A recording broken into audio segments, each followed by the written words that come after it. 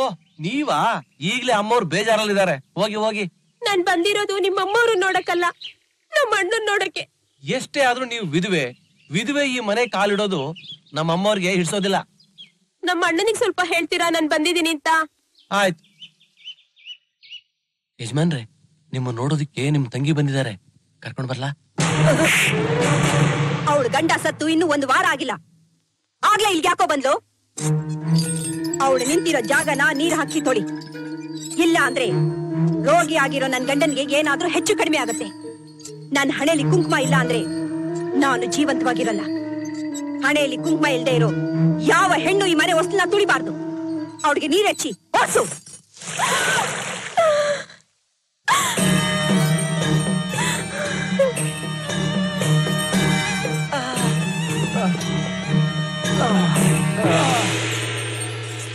ಏನ್ರೋ ಇದು? ಅಮ್ಮ, ಮಾರ್ಕೆಟ್ ನಲ್ಲಿ ವ್ಯಾಪಾರ ಎಲ್ಲ ಆ ಯಜಮಾನ್ರ ಕಡೆ ಟರ್ನ್ ಆಗುತ್ತಮ್ಮ. ಏನ್ ಹೇಳ್ತಿದ್ದೀರಾ? ಆ ಯಜಮಾನಂಗೂ ಇದಕ್ಕೂ ಏನ್ ಸಂಬಂಧ? ಅಮ್ಮ, ಆ ಯಜಮಾನ್ರು ಕೊಟ್ಟಿರೋ ಸಾಲನ ವಸೂಲಿ ಮಾಡೋದಕ್ಕೋಸ್ಕರ ಆ ಚಿಕ್ಕ ದಣಿ ನಮ್ಮನ್ನೆಲ್ಲ ಹೊಡೆದು ನಮ್ ವ್ಯಾಪಾರನೆಲ್ಲ ಅವ್ರ ಕಡೆ ತಿರ್ಸ್ಕೊಂಡ್ಬಿಟ್ರಮ್ಮ. ಚಿಕ್ಕ ದಣಿ ಅಂದ್ರೆ? ಆ ದೊಡ್ಡ ಯಜಮಾನ್ರ ಆಯುಧನೇ ಈ ಚಿಕ್ಕ ದಣಿಮಾ. ನೋಡ್ತಾ ಇದೆ, ಚಿಕ್ಕ ದಣಿ ಏನ್ ಬಂತು, ಆ ದೊಡ್ಡ ಯಜಮಾನನ್ನೇ ಸರ್ವನಾಶ ಮಾಡ್ತೀನಿ.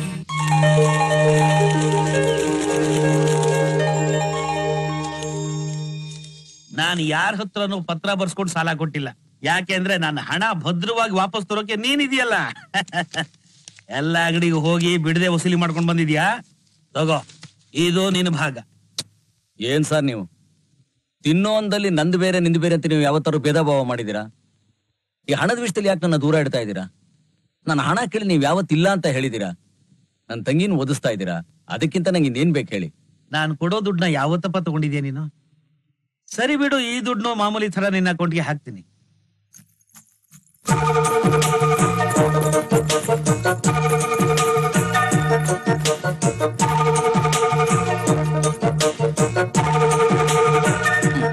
ನೀವಾ?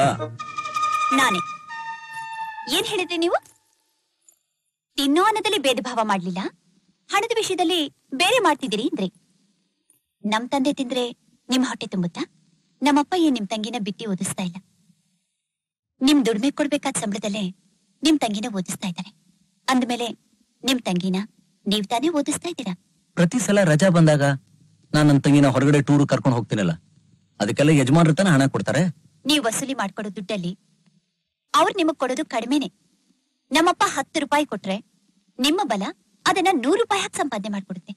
ಸಾಕು ಸಾಕು, ನನಗೆ 10, 100 ಅಂತ ಲೆಕ್ಕ ಹೇಳಿ ಕಕ್ಕ ಬೆಕ್ಕಿ ಮಾಡ್ಬೇಡಿ. ಎಲ್ರು ದೇವ್ರ ಹುಂಡಿಲಿ ಹಣ ಹಾಕ್ತಾರೆ. ಅದ್ ಯಾರಿಗೋಸ್ಕರ?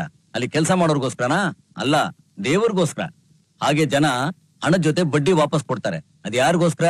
ನನಗೋಸ್ಕರ ಅಲ್ಲ, ಯಜಮಾನ್ರಿಗೋಸ್ಕರ. ಲಕ್ಷ್ಮಿ, ನಾನೇನ್ ಪುಣ್ಯ ಮಾಡಿದಿನೋ ನನಗೆ ಗೊತ್ತಿಲ್ಲ. ನೀನ್ ನನಗೆ ಒಳ್ಳೆ ಮಗಳನ್ನ ಹೆತ್ಕೊಟ್ಟಿದೀಯ. ಆ ದೇವ್ರು ಮೋಸ ವಂಚನೆ ಅರಿದಿರೋ ಸಿಂಹನೇ ಕೊಟ್ಟಿದ್ದಾನೆ.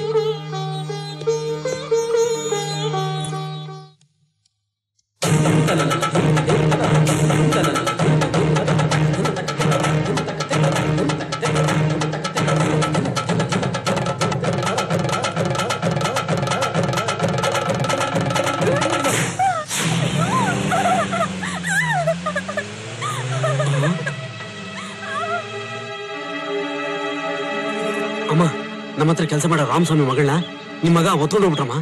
ಅವನು ಗಂಡ್ಸು, ಅದಕ್ಕೆ ಹೊತ್ಕೊಂಡೋದ. ನನ್ನ ಮಗನ್ ಬಗ್ಗೆ ನನ್ನ ಹತ್ರನೇ ಜಾಡಿ ಹೇಳೋದಿಕ್ಕೆ ಎಷ್ಟೋ ಧೈರ್ಯ ನಿನ್ಗೆ? ನಿಮ್ ಮಗ ಈಚೀಚೆಗೆ ಹೆಂಗಸ್ರ ವಿಷಯದಲ್ಲಿ ತುಂಬಾ ಮೋಸ ನಡ್ಕೋತಾರೆ. ಅದಕ್ಕೆ ಅವ್ರಿಗೊಂದು ಮೂಗ್ದಾರ ಹಾಕ್ಬಿಟ್ರೆ. ಅರ್ಥ ಆಯ್ತು. ಯಾರಿಗ್ ಮೂಗ್ದಾರ ಹಾಕ್ಬೇಕು, ಯಾರನ್ ಯಾರಿಗ್ ಗಂಟ್ ಹಾಕ್ಬೇಕು ಅನ್ನೋದು ಚೆನ್ನಾಗ್ ಅರ್ಥ ಆಯ್ತು.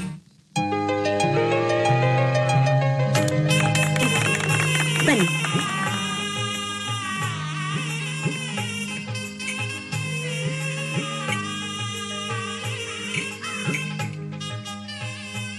ಯಜಮಾನ್ರೆ, ನನ್ಗೊಂದು ಆಸೆ ಹೇಳ್ಬೋದಾ? ದೇವರ ದಯದಿಂದ ನನ್ಗೇನು ಕಡಿಮೆ ಇಲ್ಲ. ಬೇಕಾದಷ್ಟು ಹಸುಗಳಿದೆ, ಕಾಂಪ್ಲೆಕ್ಸ್ ಇದೆ, ಮಾರ್ಕೆಟ್ ಇದೆ. ದಿನಕ್ಕೆ ಕಡಿಮೆ ಅಂದ್ರು 50,000 ರೂಪಾಯಿ ಇನ್ಕಮ್ ಇದೆ. ನನ್ ಮಗನೂ ಓದ್ ಮುಗಿಸಿ ಬಂದಿದ್ದಾನೆ. ಒಂದ್ ಒಳ್ಳೆ ಕಡೆ ಹೆಣ್ಣು ನೋಡಿ ಮದ್ವೆ ಮಾಡ್ಬೇಕು ಅನ್ನೋದೇ ನನ್ನ ಆಸೆ. ನಿಮ್ ಮಗಳನ್ನ ನೋಡ್ತಾ ಇದ್ರೆ ನಾನ್ ಸೊಸೆ ನೋಡಿದಷ್ಟು ಸಂತೋಷ ಆಗ್ತಾ ಇದೆ. ಹಸುಗಳಿಗೆ ಅರ್ಶನ ಕುಂಕುಮ ಇಟ್ಟ ಈ ಕೈಗಳಿಂದ ನನ್ನ ಮನೆ ದೀಪ ಬೆಳಗಿಸ್ಬಿಟ್ರೆ ನನಗಿನ್ನೂ ತುಂಬಾ ಸಂತೋಷ ಆಗತ್ತೆ.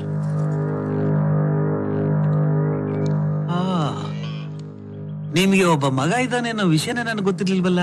ಅವನ್ನ ನಾನು ಇಲ್ಲಿ ಬೆಳೆಸ್ಲಿಲ್ಲ, ಅವ್ರ ಅಜ್ಜಿ ಮನೇಲಿ ಬೆಳೆಸ್ದೆ. ಡಿಗ್ರಿ ಮುಗಿದ್ಮೇಲೆ 1 ವರ್ಷದಿಂದ ಇಲ್ಲೇ ಇದ್ದಾನೆ. ಯಜಮಾನ್ರೆ, ನನಗೇನು ಈ ಸಂಬಂಧ ಚೆನ್ನಾಗಿರುತ್ತೆ ಅನ್ಸುತ್ತೆ. ಎಲ್ಲ ಶುಭ ಕಾರ್ಯನು ನಿಮ್ ಕೈಯಿಂದಾನೆ ಮಾಡಿಸ್ಬೇಕು ಅಂತ ಆಸೆ ಪಟ್ಟು ನಿಮ್ಗೆ ಇಷ್ಟೊಂದು ಮರ್ಯಾದೆ ಕೊಟ್ಟಿದ್ದಾರೆ. ಅಂದ್ಮೇಲೆ ಖಂಡಿತ ಅಮ್ಮ ಅವ್ರನ್ನ ಚೆನ್ನಾಗಿ ನೋಡ್ಕೋತಾರೆ. ನಾನು ಇವ್ರ ಬಗ್ಗೆ ಯೋಚನೆ ಮಾಡೋದಕ್ಕಿಂತ ಮುಂಚೆನೆ ಇವನ್ ತೀರ್ಮಾನ ಮಾಡಿದಾನೆ ಅಂದ್ಮೇಲೆ ಮುಗಿದು ಹೋಯ್ತು. ಎರಡನೇ ಮಾತೆ ಇಲ್ಲ. ನನಗೂ ಒಪ್ಪಿಗೆನೆ. ಒಂದ್ ಒಳ್ಳೆ ದಿನ ನೋಡಿ ನಿಶ್ಚಿತಾರ್ಥ ಮುಗಿಸೋಣ. ತಮ್ಮ ದಯದಿಂದ ಈ ಮದ್ವೆ ಕೈಗೊಡ್ತು. ನಾವು ನಿಮ್ ಮನೆ ನೋಡಾಯ್ತು. ನಿಮ್ ಯಜಮಾನ್ರ ಪರವಾಗಿ ನೀವು ನಮ್ಮ ಮನೆಗೆ ಬಂದ್ರೆ ನಮಗ್ ತುಂಬಾ ಸಂತೋಷ. ಖಂಡಿತ ಬರ್ತೀನಿ.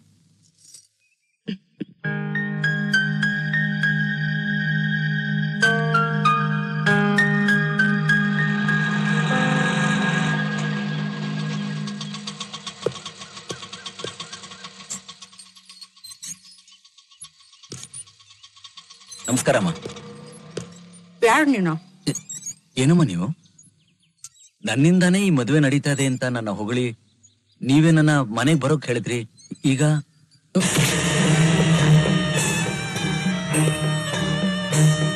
ಏನ್ ನೋಡ್ತಿದ್ಯಾ? ಮಾರ್ಕೆಟ್ ನಲ್ಲಿ ನೀನ್ ಹೊಡೆದವರು ನಮ್ಮ ಆಳುಗಳು. ನಿನ್ನೆವರೆಗೂ ನಮ್ಮನೆ ಆಳುಗಳು, ಇವತ್ತು ನಿಮ್ ಯಜಮಾನ್ರು ಬೀಗರ ಮನೆ ಆಳುಗಳು. ಸಂಬಂಧಿಕರ ಮನೆ ಆಳುಗಳನ್ನ ಆ ಮನೆ ಕೆಲ್ಸ ನೋಡಿಯೋದು ತಪ್ಪಲ್ವಾ? ಒಳ್ಳೆ ಸಂಬಂಧ ಅಂತ ನಮ್ಮ ಯಜಮಾನ್ರಿಗೆ ಹೇಳಿ ನಾನೇ ಈ ಮದ್ವೆಗೆ ಒಪ್ಸಿದೀನಿ. ಮತ್ತೆ ನಿಮ್ಗಳ ಮೇಲೆ ಕೈ ಮಾಡಿ ಈ ಮದ್ವೆ ನಿಲ್ಸಿದ್ ನನ್ಗೆ ಇಷ್ಟ ಇಲ್ಲ.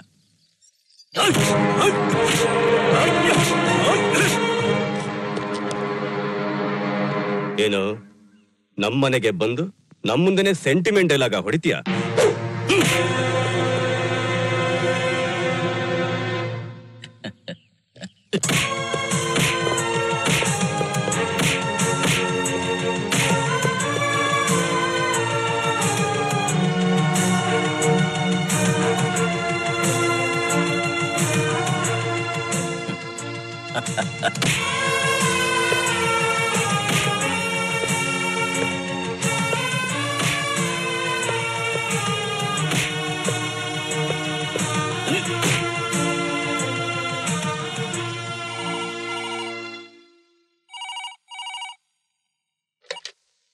ಹಲೋ ಯಜಮಾನ್ರೆ, ನಮ್ ಶಿವನ ಯಾರೋ ಹೊಡೆದು ರಸ್ತೆಯಲ್ಲಿ ಬಿಸಾಕಿದ್ರು. ಅವ್ರನ್ನ ಪ್ರಸಾದ್ ನರ್ಸಿಂಗ್ ಹೋಮ್ ಅಲ್ಲಿ ಅಡ್ಮಿಟ್ ಮಾಡಿದ್ದೀನಿ.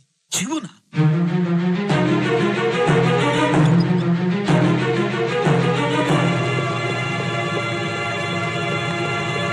ಶಿವು ಶಿವು ಏನು ಯಜಮಾನ್ರೆ, ಏನಪ್ಪ ಇದೆಲ್ಲ? ಯಾಕೆ ಯಜಮಾನ್ರೆ? ನನ್ಗೇನು ಆಗಿಲ್ಲ, ನಾ ಚೆನ್ನಾಗಿದ್ದೀನಿ ಯಜಮಾನ್ರೆ. ನೋಡಿ ನೋಡಿ ಓಡಾಡ್ತೀನಿ ನೋಡಿ. ನನ್ಗೇನು ಆಗಿಲ್ಲ ಯಜಮಾನ್ರೆ, ನಾ ಚೆನ್ನಾಗಿದ್ದೀನಿ, ನನ್ಗೇನು ಆಗಿಲ್ಲ. ದಯವಿಟ್ಟು ನೀವು ಮಾತ್ರ ಕಣ್ಣಲ್ಲಿ ನೀರು ಹಾಕ್ಬಿಡಿ ಯಜಮಾನ್ರೆ. ನಿಮ್ ಕಣ್ಣಲ್ಲಿ ನೀರು ಬಂದ್ರೆ ಅದನ್ನ ನೋಡೋ ಶಕ್ತಿ ನನ್ಗಿಲ್ಲ. ಅದು ಅಮ್ಮ ಅವ್ರಿಗೆ ಮದುವೆ ಅನ್ನೋ ಸಂತೋಷದಲ್ಲಿ ನನ್ನೇ ಮರ್ತು ರಸ್ತೆಲ್ ಹೋಗ್ತಿರ್ಬೇಕಾದ್ರೆ ಒಂದು ಲಾರಿ ಬಂದು ನನ್ನ ಹೊಡೆದ್ಬಿಡ್ತು. ಅವನು ನಿಲ್ಲಿಸ್ತಿಲ್ಲ, ನನಗೂ ಯಾರು ಅಂತ ಗೊತ್ತಾಗ್ಲಿಲ್ಲ. ನೀವ್ ಮಾಡಿದ ಪುಣ್ಯ ಯಾರೋ ಬಂದು ನನ್ನ ಇಲ್ಲಿ ತಂದು ಸೇರ್ಸಿದ್ರು. ಶಿವು, ನಿನ್ಗೇನಾದ್ರೂ ಆದ್ರೆ ಈ ಜೀವ ನಿಲ್ಲಲ್ಲ ಕಣೋ, ನಿಲ್ಲಲ್ಲ. ಏನೋ ದೇವ್ರ ದಯೆಯಿಂದ ಇಷ್ಟು ಮಟ್ಟ ಗುಣ ಆಗಿದೆಯಲ್ಲ, ಅಸ್ಸಾಕು ಅಸ್ಸಾಕು.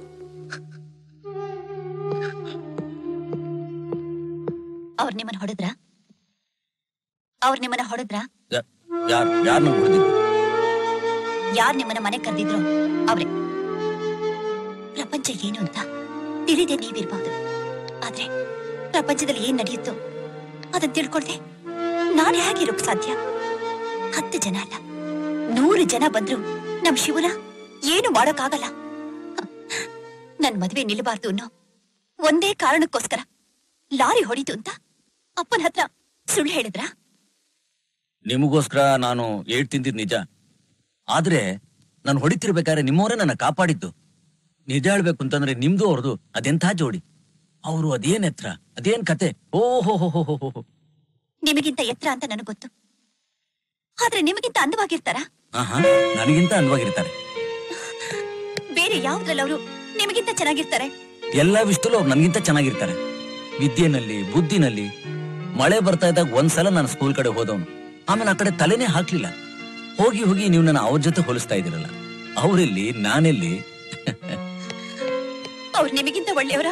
ಆಹಾ, ಅವ್ರ ಎಲ್ಲಾ ವಿಷಯ ಇಲ್ಲ, ಸಾಧ್ಯನೇ ಇಲ್ಲ. ಎಷ್ಟೊಂದು ಏಟ್ ತಿನ್ಕೊಂಡು ಬಂದ್ರು, ಏನೊಂದು ಹೇಳ್ದೆ ಅವ್ರ ಬಗ್ಗೆ ಹೊಗಡೆ ಮಾತಾಡ್ತಿದ್ದೀರಾ. ನಿಮಗಿಂತ ಅವ್ರು ಹೇಗ್ ಒಳ್ಳೆಯವರಾಗಿರೋದಕ್ ಸಾಧ್ಯ? ಹೀಗೆಲ್ಲ ಮಾತಾಡೋದಕ್ಕೆ ನಿಮಗೆ ಹೇಗ್ ಸಾಧ್ಯ ಶಿವು? ಅದೆಲ್ಲ ನನಗೆ ಗೊತ್ತಿಲ್ಲ. ಈ ಮದುವೆ ನಡಿಬೇಕು, ನಮ್ಮ ಯಜಮಾನ್ ರಾಸೆ ನೆರವೇರಬೇಕು. ಧ್ರುವಂದೇ ರಾಜ ವರುಣೋ ಧ್ರುವಂದೇಜೋ ಬೃಹಸ್ಪತಿ ಧ್ರುವಂದರಿಂದ್ರಶ್ಚಾಗ್ನಿಷ್ಟರಾಷ್ಟ್ರಂ ಧಾರಯತಾಂ ಧ್ರುವಂ ತನ್ನೋ ಮಿತ್ರಶ್ಯಂ ವರುಣಃ ತನ್ನೋ ಭವದ್ದುರ್ಯಮಾನ್ ತನ್ನ ಇಂದ್ರೋ ಬೃಹಸ್ಪತಿ ತನ್ನೋ ವಿಷ್ಣುರುಕ್ರಮಃ. ಯಜಮಾನ್ರೆ, ಏನಿದೆಲ್ಲ? ನೀನು ಹುಷಾರಾದ್ರೆ ನೀನು ತೂಕದಷ್ಟು ಕಲಸಕ್ರೆ ಕೊಡ್ತೀನಿ ಅಂತ ಹರಿಸ್ಕೊಂಡಿದ್ದಪ್ಪ. ಹಾಗಿದ್ರು ನೀನು ಗುಣ ಆಗಿದೆಯಲ್ಲ, ಅದಕ್ಕೆ ಈ ತುಲಾಭಾರ. ಯಜಮಾನ್ರೆ, ನನ್ ತಂಗಿ ಇದೆಲ್ಲ ನೋಡಿದ್ರೆ ಎಷ್ಟು ಸಂತೋಷ ಪಡೋಳು. ಶಿವು, ನಿನ್ಗೊಂದು ವಿಷಯ ಗೊತ್ತು? ಆವತ್ತು ನೀನು ಅಪ್ಲಿಕೇಶನ್ ತಗೊಂಡಿಯಲ್ಲ ನಿನ್ ತಂಗಿಗೆ ಅಂತ, ಅದ್ನ ನಿನ್ನ ಹತ್ರ ಕೇಳಿದ್ದು ಈ ನನ್ ಮಗಳಿಗೋಸ್ಕರ. ಓ, ಆವತ್ತೇನಾದ್ರೂ ನೀನು ಅಪ್ಲಿಕೇಶನ್ ಫಾರ್ಮ್ ನಾನು ಕೊಟ್ಟಿದ್ದಿದ್ರೆ ಆ ಸ್ಕೂಲ್ನಲ್ಲಿ ಇವಳಿಗೆ ಸೀಟೇನೋ ಸಿಕ್ಕಿರೋದು. ಆದ್ರೆ ನೀನ್ ನನಗ್ ಸಿಕ್ತಿರ್ಲಿಲ್ಲಪ್ಪ. ನಾನು ಹೋಗಿ ನನ್ನ ತಂಗಿ ನೋಡ್ಕೊಂಡ್ ಬರ್ಬಿಡ್ತೀನಿ. ಶಿವು, ಒಂದ್ ನಿಮಿಷ. ಯಾವಾಗ್ಲೂ ಶಿವನೇ ಅವನ್ ತಂಗಿನ ಹೋಗಿ ನೋಡ್ಕೊಂಡ್ ಬರ್ತಾನೆ ಹೊರತು ಒಂದು ದಿವ್ಸನಾದ್ರೂ ಅವನ್ ತಂಗಿನ ನಮ್ಮ ಮನೆ ಕರ್ಕೊಂಡ್ ಬಂದಿದ್ದಾನ ಅಂತ ಕೇಳಮ್ಮ. ಅದ್ ಹಾಗಲ್ಲ ಯಜಮಾನ್ರೆ. ಗೊತ್ತು ಗೊತ್ತು ಗೊತ್ತು. ನಿನ್ನ ಇಟ್ಕೊಂಡು 10 ಜನಕ್ಕೆ ಹೊಡಿತೀನಿ, 100 ಜನದ ಹತ್ರ ಬಡ್ಡಿ ವಸೂಲಿ ಮಾಡ್ತೀನಿ. ಇದೇನಾದ್ರೂ ನಿನ್ ತಂಗಿ ಗೊತ್ತಾದ್ರೆ ಇಂಥ ಮನುಷ್ಯನ ಜೊತೆ ಯಾಕಣ್ಣ ಇದೆಯಾ, ಕೆಲಸ ಬಿಟ್ಬಿಟ್ಟು ಬಂದ್ಬಿಡು ಅಂತ ಹೇಳ್ತಾಳೆ ಅಂತ ಹೆದರ್ಕೊಂಡು ಇಲ್ಲಿ ಕರ್ಕೊಂಡ್ ಬಂದಿಲ್ಲ ಅಲ್ವೇನಪ್ಪ? ಎಂಥ ಮಾತಾಡ್ಬಿಟ್ರಿ ಯಜಮಾನ್ರೆ. ನನ್ನ ಬಲ ಎಷ್ಟು ಅಂತ ಎಲ್ರಿಗೂ ಗೊತ್ತು, ಆದ್ರೆ ನನ್ನ ಬಲಹೀನತೆ ಏನು ಅಂತ ಯಾರಿಗೂ ಗೊತ್ತಾಗ್ಬಾರ್ದು. ಅಕಸ್ಮಾತ್ ನನ್ಗೇನಾದ್ರೂ ಆದ್ರೆ ನನ್ನ ತಂಗಿ ನೋಡ್ಕೊಳಕ್ ನೀವಿದ್ದೀರ, ನನ್ನ ತಂಗಿಗೇನಾದ್ರೂ ಆದ್ರೆ ಆಮೇಲೆ ನಾನೇ ಇರಲ್ಲ. ನಿಮ್ಮನ್ನ ಯಾರು ನೋಡ್ಕೋತಾರೆ ಯಜಮಾನ್ರೆ? ನಿಮಗ್ ನನ್ ಮಾತಲ್ಲಿ ನಂಬಿಕೆ ಇಲ್ಲ ಅಂತಂದ್ರೆ ನಾನು ಈಗಲೇ ಹೋಗಿ ನನ್ನ ತಂಗಿನ ಕರ್ಕೊಂಡ್ ಬರ್ತೀನಿ. ನಾನು ಸುಮ್ಮನೆ ತಮಾಷೆ ಹೇಳ್ದೆ.